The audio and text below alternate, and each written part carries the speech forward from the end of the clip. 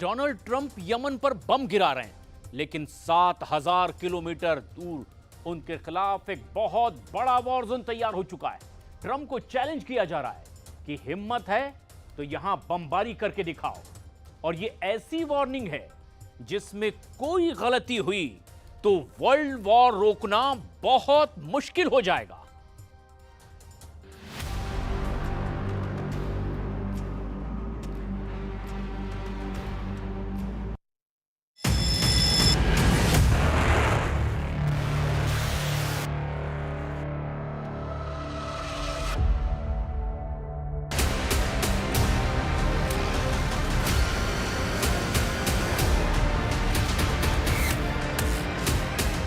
घंटे के नोटिस पर युद्ध के लिए तैयार हो गया चीन।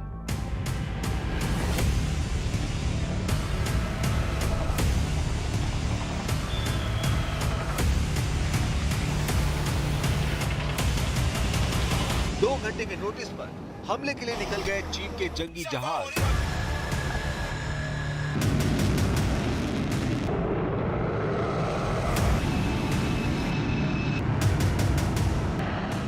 घंटे पहले मिला ऑर्डर और शी जिनपिंग की आर्मी ने तैयार कर दी मिसाइल।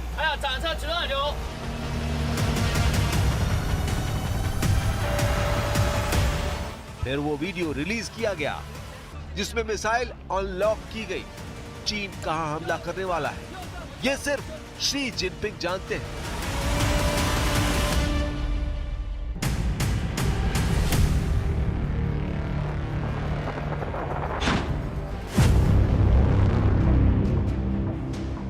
इसके 6 वीडियो देखकर डोनाल्ड ट्रंप की पैसिफिक कमांड के हाथ पांव फूल गए हैं। चीन ने अपने हर आक्रामक हथियार के वीडियो वायरल कर दिए हैं। चीन का टारगेट ताइवान है, लेकिन असली चैलेंज तो डोनाल्ड ट्रंप को है।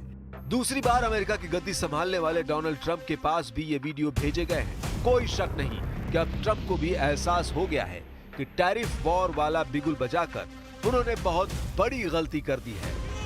चीन की आर्मी रातों रात अपने बंकर में से निकली और ऐसे एक्टिव हुई। मिसाइलों से भरे ट्रक ताइवान की तरफ वाले समुद्री किनारों को कूच करने लगे। चीन के विमान भी मिसाइल से लैस हुए और बड़े बड़े बम वर्षकों के साथ फाइटर जेट भी कुछ ही मिनटों में आसमान में पहुंच गए। इनमें J-16 से लेकर J-10 जैसे लड़ाकू विमान शामिल हुए।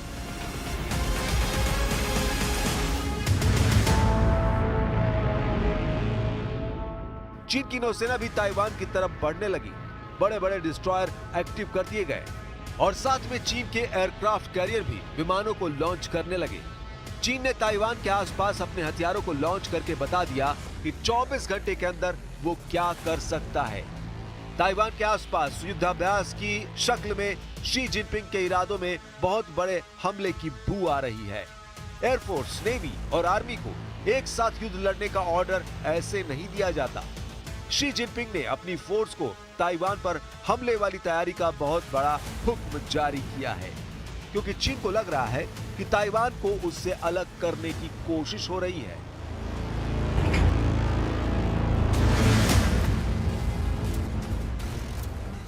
台独挑衅一日不止，反独惩戒一刻不停。我们绝不允许任何人、任何势力以任何方式将台湾从中国分裂出去。 आखिर चीन क्या करने जा रहा है? क्यों चीन के हथियार आसमान में भी एक्टिव हुए? क्यों चीन के जंगी जहाज समुद्र में उतार दिए गए? और क्यों चीन की आर्मी अचानक ऐसे युद्ध के लिए तैयार कर दी गई जिसमें अमेरिका से टकराव तय है? शी जिनपिंग को हाल में इतना आक्रामक होते हुए पहली बार देखा गया है। ताइवान को लेकर चीन में एक अलर्ट ने पूरी शी जिनपिंग सरकार में पैनिक मचा दिया है। चीन इसे अभी युद्धाभ्यास बता रहा है, लेकिन उसका दावा है कि अगर ताइवान को लेकर अमेरिका या किसी भी देश ने उसके मामले में दखल दिया तो अंजाम युद्ध से भी खतरनाक होगा। 只要台独分裂势力挑衅一次，解放军就进取一步。台独分裂势力与外部势力勾连的越紧，我们封锁台岛的锁链就会拉得越紧。 ताइवान को फौरन खतरा महसूस हुआ उसने अपने आसपास समंदर में चाइनीज नेवी के 19 जहाज ट्रैक किए। ताइवान को एहसास हो गया कि चीन में बहुत बड़े हमले की रिहर्सल नहीं बल्कि प्रैक्टिकल वाला ऑर्डर जारी हुआ है। क्या डोनाल्ड ट्रंप और शी जिनपिंग सबसे बड़े टकराव की तरफ बढ़ रहे हैं? क्या अगले 24 घंटों में ताइवान बनेगा यूक्रेन और गाजा के बाद सबसे बड़ा वॉर जोन? क्या अगले 24 घंटों में शुरू हो जाएगा चीन और अमेरिका का युद्ध? जब एक तरफ नेटो या कहें कि अमेरिका यूक्रेन में फंसा है, यमन पर बमबारी कर रहा है, ईरान के खिलाफ B-2 बम वर्षक भी डिएगो गार्सिया में तैनात कर दिए हैं, तब दुनिया में चौथा बड़ा मोर्चा ताइवान बनकर उभर रहा है। ये ट्रंप को फंसाने की कोशिश भी हो सकती है, क्योंकि चीन के खिलाफ अगर अमेरिका सक्रिय हुआ तो बाकी जगह उसकी फोर्स पर असर पड़ेगा। अमेरिका के बाकी मोर्चे कमजोर पड़ने लगेंगे। ये बात ट्रंप बहुत अच्छी तरह जानते हैं। ऐसे में अमेरिका को चुनना होगा कि उसका बड़ा मोर्चा कौन है, ताइवान या फिर ईरान। अमेरिका जानता है कि चीन लगातार मजबूत हो रहा है। उसकी अर्थव्यवस्था से लेकर उसकी मिलिट्री पावर अमेरिका को चैलेंज कर रही है। चीन की नौसेना में आज की तारीख में अमेरिका से ज्यादा जहाज हैं, जबकि उसकी फाइटर जेट वाली टेक्नोलॉजी अब अमेरिका को बराबर की टक्कर दे रही है। चीन को लेकर अमेरिका इस वक्त बहुत ज्यादा बेचैन है, इसमें कोई शक नहीं।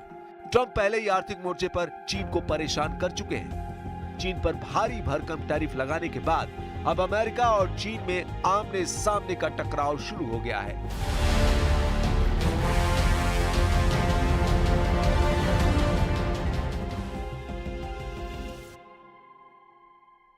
So, if you look at that, China, first row, China, 67%. That's tariffs charged to the USA, including currency manipulation and trade barriers. So 67%, I think you can, for the most part, see it. भले ही Taiwan इसमें सबसे बड़ा बहाना हो, Taiwan वाले war zone में हुआ क्या, उसे बहुत गौर से समझिए, क्योंकि यहाँ जिस युद्ध का खतरा है वो अचानक नहीं पैदा हुआ, वो लगातार बढ़ रहा है। इससे पहले फरवरी में अमेरिका के 2 जंगी जहाज ताइवान स्ट्रेट से गुजरे थे। तब एक आर्लेग बर्ग क्लास का guided missile destroyer USS Ralph Johnson था और दूसरा था अमेरिकी नौसेना का सर्वे शिप पाथफाइंडर। दोनों जहाज 10 फरवरी से 12 फरवरी के बीच उत्तर से दक्षिण की तरफ गुजरे। चीन को भड़काने वाला ये कदम डोनाल्ड ट्रंप के दोबारा राष्ट्रपति बनने के बाद पहली बार उठाया गया। इसी के बाद से ताइवान पर तनाव बढ़ता गया।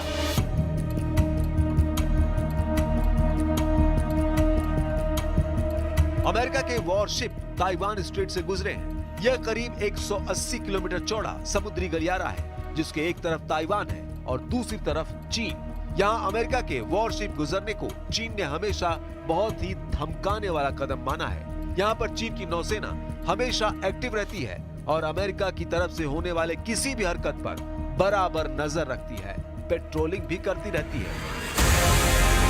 अब एक तरफ अमेरिका के राष्ट्रपति डोनाल्ड ट्रंप हैं और दूसरी तरफ चीन के राष्ट्रपति शी जिनपिंग। दोनों के बीच कड़वाहट का लेवल बहुत ज्यादा है और दोनों के बीच ताइवान एक नया एपिसेंटर बनकर पूरी दुनिया को डरा सकता है, क्योंकि चीन ताइवान के मुद्दे पर 1 सेंटीमीटर भी पीछे हटने के लिए राजी नहीं है। चीन को डराने के लिए अमेरिका ने अपना बेड़ा जापान और हवाई द्वीप पर तैनात किया हुआ है। अमेरिका के ये बड़े बड़े जंगी जहाज प्रशांत महासागर में रूस और चीन दोनों को काबू में रखना चाहते हैं। इसीलिए ताइवान को लेकर अमेरिका अपने सुपर पावर वाले स्टेटस का प्रदर्शन लगातार कर रहा है। प्रशांत महासागर में अमेरिका के दोनों बेड़े अपने आप में किसी बड़ी नौसेना के बराबर हैं। इससे निपटना कई देशों के लिए मुश्किल हो जाएगा। अमेरिका के कैरियर बैटल ग्रुप में क्या क्या होता है, अब उसे समझिए। इसमें एक बड़ा सुपर कैरियर होता है जो 1 लाख टन का डिस्प्लेसमेंट पैदा करता है। इसमें 90 लड़ाकू विमान और हेलीकॉप्टर तैनात रहते हैं। इसमें तिकोन देरोगा क्लास का मिसाइल क्रूजर होता है। इसमें आर्लेग बर्ग क्लास के 4 मिसाइल डिस्ट्रॉयर होते हैं। ऐसे बेड़े के साथ रसद के लिए सप्लाई शिप भी रहते हैं। साथ में पानी के अंदर दुश्मन को रोकने के लिए एक परमाणु पनडुब्बी भी रहती है। चीन को कैसे रोकना है, ये अमेरिका की समझ में नहीं आ रहा। ट्रंप से पहले चीन को लेकर बाइडेन सरकार बहुत आक्रामक नजर आई, लेकिन बाद में पेंटागन में चीन को लेकर सन्नाटा छा गया। ट्रंप ने भी हमेशा बाइडेन को इसी बात पर घेरा कि चीन को लेकर वो नरम रुख रखते हैं, लेकिन अब तनाव बढ़ने लगा है। चीन के आगे ताइवान की सेनाएं बहुत कमजोर हैं। ताइवान एक छोटा देश है, वो चीन के हमले को बर्दाश्त नहीं कर पाएगा। वहीं चीन दुनिया की सबसे बड़ी नौसेना बन चुका है, लेकिन फायर पावर के मामले में अब भी वो अमेरिका से बहुत पीछे है। हालांकि चीन से आए जितने वीडियो हैं, वो युद्ध के खतरे वाली तस्वीर साफ कर रहे हैं। आने वाले दिनों में चीन की तरफ से ऐसा पावर शो जारी रहा तो दुनिया में एक और युद्ध का खतरा बढ़ जाएगा। 首先，国军在经侦获中共的军事演习的情资及活动后，即派遣海空对应的兵力以及防空、制海、飞弹的战备部队实施应处。另外，国防部以及各部队所属单位即刻成立了联合应变中心。 चीन को रोकने के लिए ताइवान का ये सीक्रेट मिलिट्री बेस भी बहुत एक्टिव है। यहाँ किसी भी मिशन के लिए तैयार है F-16 और मिराज 2000 दोनों फाइटर जेट एक्टिव कर दिए गए हैं।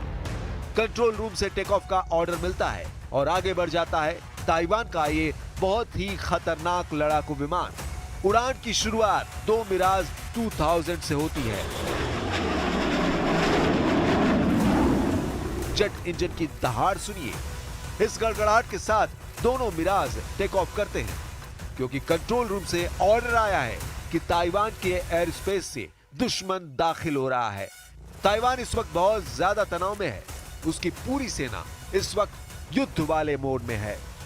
ताइवान में इस वक्त यही चर्चा है कि चीन कोई बड़ी साजिश रच रहा है, लेकिन अब तक चीन के प्लान के बारे में किसी को कुछ नहीं मालूम। हाँ, चीन के जंगी जहाज और उसके लड़ाकू विमान ताइवान के आसपास जरूर मंडरा रहे हैं।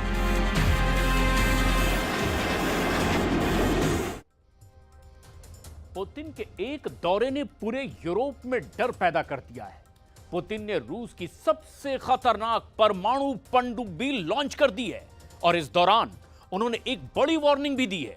पूरे यूरोप में अब इसे लेकर चर्चा हो रही है कि क्या पुतिन यूक्रेन के बाद नेटो का बॉर्डर तोड़ने जा रहे हैं।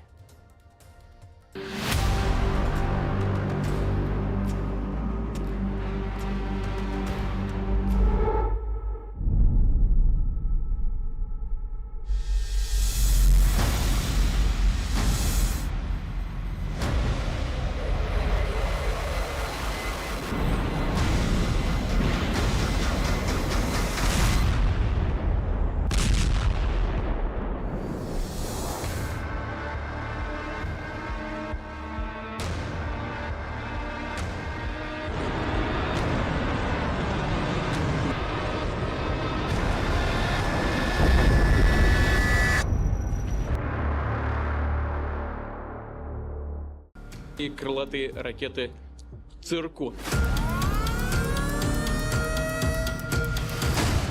66 परमाणु पनडुब्बियों से पहला हमला। पुतिन ने पलट दिया परमाणु युद्ध।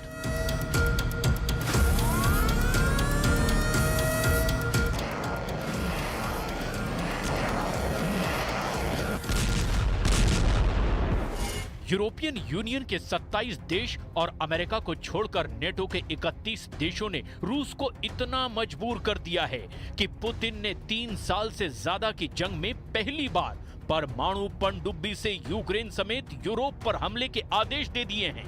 पुतिन के इस आदेश ने वॉशिंगटन से लेकर के पेरिस और पेरिस से लेकर लंदन तक हड़कंप मचा दिया है। हम आपको रूस यूक्रेन जंग की वो खौफनाक खबर दिखा रहे हैं जहां अब किसी भी वक्त भयंकर परमाणु जंग शुरू हो सकती है। इन 3 तस्वीरों में आप साफ देख सकते हैं कि इस वक्त दुनिया सर्वनाश युद्ध के कितने करीब पहुंच चुकी है। फ्रांस के राष्ट्रपति मैक्रो पहले ही कह चुके हैं कि फ्रांस यूरोप को बचाने के लिए पूरे यूरोप में अपने परमाणु हथियार तैनात कर सकता है, जबकि कुछ दिन पहले ही ब्रिटेन के पीएम कीर स्टारमर ने ब्रिटिश पनडुब्बी से रूस को धमकाते हुए कहा था कि रूस को ब्रिटेन पर हमला बहुत भारी पड़ सकता है। वॉर जोन से आई एक्सपर्ट्स की रिपोर्ट के मुताबिक रूस की 66 पनडुब्बियां काला सागर से युद्ध को पूरी तरह से पलटने के लिए तैयार हो चुकी हैं। दावा किया जा रहा है कि रूस ने जमीन, आसमान और समंदर तीनों तरफ से बड़ी एटमी जंग की तैयारी पूरी कर ली है। यूक्रेन के साथ साथ ब्रिटेन, फ्रांस और पोलैंड पर सबसे पहले बड़ा परमाणु हमला हो सकता है। हम आपको दिखाने जा रहे हैं कि कैसे पुतिन की रूसी सेना एक तरफ हवा और जमीन से यूक्रेन पर बेतहाशा हमले कर रही है, तो वहीं दूसरी तरफ समंदर से अपनी परमाणु पनडुब्बियों के जरिए यूरोप को तबाह करने जा रही है। परमाणु युद्ध से पलटेगी बाजी, यूक्रेन टू यूरोप सर्वनाश।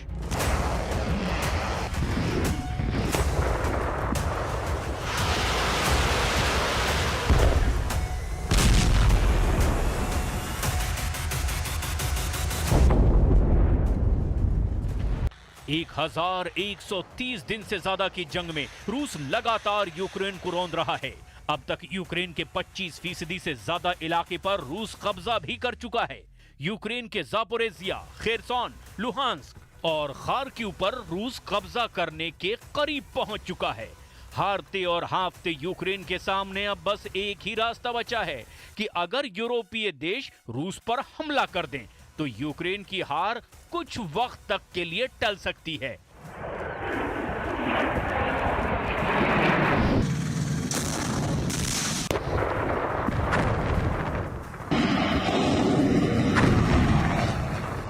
हाल ही में पेरिस में हुई मीटिंग में राष्ट्रपति जेलेंस्की ने तो साफ कह दिया कि रूस के राष्ट्रपति पुतिन मरने वाले हैं, जिसके बाद रूस बिना शर्त युद्ध विराम के लिए मजबूर हो जाएगा।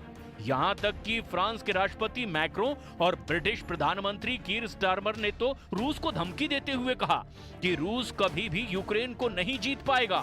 ऐसे हालात में पुतिन ने अचानक रूस से लेकर बेलारूस तक अपने सभी एटम बम एक्टिव करवा दिए हैं। रूस की परमाणु मिसाइलें, परमाणु बम वर्षक और परमाणु पनडुब्बियां पूरी तरह से हमला करने के लिए तैयार हो चुकी हैं। और अब हालात ये हो चुके हैं कि राष्ट्रपति पुतिन खुद रूस की एक परमाणु पनडुब्बी में पहुंच गए हैं और कमांडरों को साफ आदेश दे दिया है कि परमाणु हमले के लिए पूरी तरह से तैयार हो जाओ।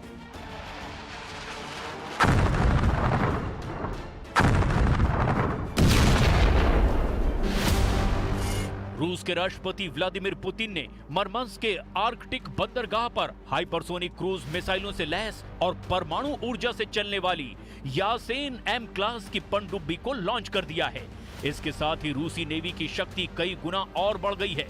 पुतिन ने दावा किया कि बर्म नाम की ये रूसी परमाणु मिसाइल पलक झपकते ही यूरोप को अपनी ज़िरकॉन हाइपरसोनिक क्रूज मिसाइलों से तबाह कर डालेगी। रूस की ज़िरकॉन हाइपरसोनिक क्रूज मिसाइलों को बेहद घातक माना जाता है।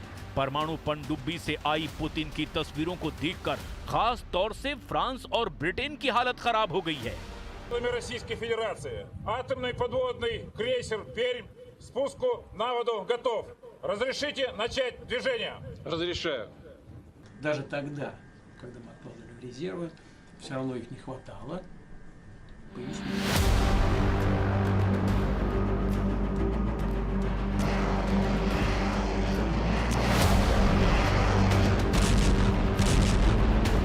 पूरी दुनिया रूसी परमाणु ताकत का लोहा मानती है। रूस के Tu-95, Tu-160 जैसे बम वर्षक मौजूद हैं जो दुनिया में कहीं भी एटमी हमला कर सकते हैं। हम आपको दो तस्वीरें दिखाते हैं जिससे आपको पता चलेगा कि पुतिन ने अचानक यूक्रेन और यूरोप के खिलाफ अपनी परमाणु ताकत को आखिर क्यों उतार दिया है। И крылатые ракеты «Циркон». परमाणु युद्ध को लेकर रूस से लेकर ब्रिटेन तक भयंकर तैयारी हो चुकी है। हम आपको दो तस्वीरें दिखा रहे हैं जिनमें से एक पनडुब्बी अड्डे का दौरा पुतिन ने 27 मार्च को किया है, जबकि दूसरी परमाणु पनडुब्बी का दौरा ब्रिटिश पीएम कीर स्टारमर ने 20 मार्च को किया। आज ये भी जान लीजिए कि रूस के राष्ट्रपति व्लादिमीर पुतिन ने मरमंस्क के आर्कटिक बंदरगाह पर हाइपरसोनिक क्रूज मिसाइलों से लैस और परमाणु ऊर्जा से चलने वाली यासेन एम क्लास की पनडुब्बी को लॉन्च किया है, जो कि ज़िरकॉन मिसाइल से लैस है। जबकि ब्रिटेन के प्रधानमंत्री कीर स्टारमर ने HMS वैनगार्ड नाम की परमाणु पनडुब्बी का दौरा किया, जो कि ट्राइडेंट मिसाइलों से लैस वैनगार्ड श्रेणी की पनडुब्बियां हैं। ब्रिटेन का दावा है कि उसकी एक ही पनडुब्बी से निकली मिसाइलें रूस के 40 शहरों को तेजी से जलाकर राख कर सकती है और दुश्मन पर हमला करने के लिए 200 दिनों से ज्यादा समय तक समंदर में छिपी भी रह सकती है। जबकि रूस का दावा है कि समुद्र में छिपा दैत्य के नाम से मशहूर पर्म नाम की ये रूसी पनडुब्बी जिरकॉन मिसाइल से लैस है, जो कि पूरे यूरोप को 200 सेकंड में ही तबाह कर सकती है।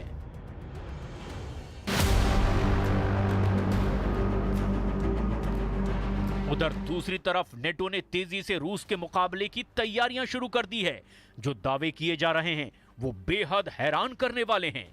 रूस के हाथों यूक्रेन की तबाही और बर्बादी देखने के बाद से यूरोपीय और नेटो देशों के सामने सिर्फ और सिर्फ एक ही रास्ता बचा है, या तो रूस से सीधी जंग करो या फिर अपनी जान बचाकर मैदान से भागो।